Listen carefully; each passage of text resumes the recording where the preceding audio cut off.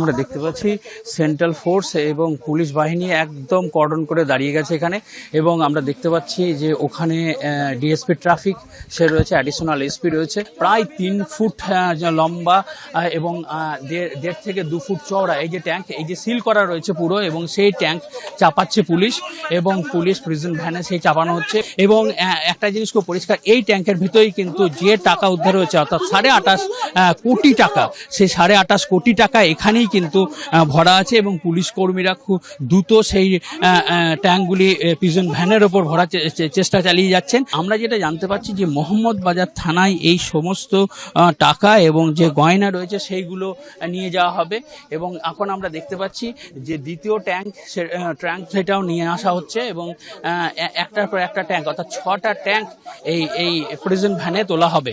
এবং একটা খুব পরিষ্কার যে বিপুল পরিমাণ টাকা এলো কোথা থেকে, কারণ এটা একটা সব থেকে বড় প্রশ্ন।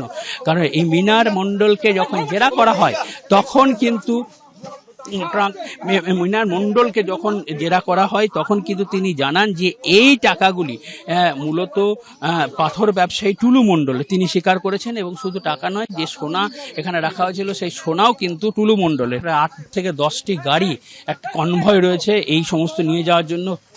সেন্ট্রাল ফোর্সকে ডাকা হয়েছে বিরাট আমরা গতকাল রাতে দেখেছিলাম যে পরিমাণ সেন্ট্রাল ফোর্স ছিল, সকালে সেই ফোর্সের সংখ্যা কিন্তু বাড়ানো হয়েছে, কারণ নিরাপত্তা একটা বড় প্রশ্ন।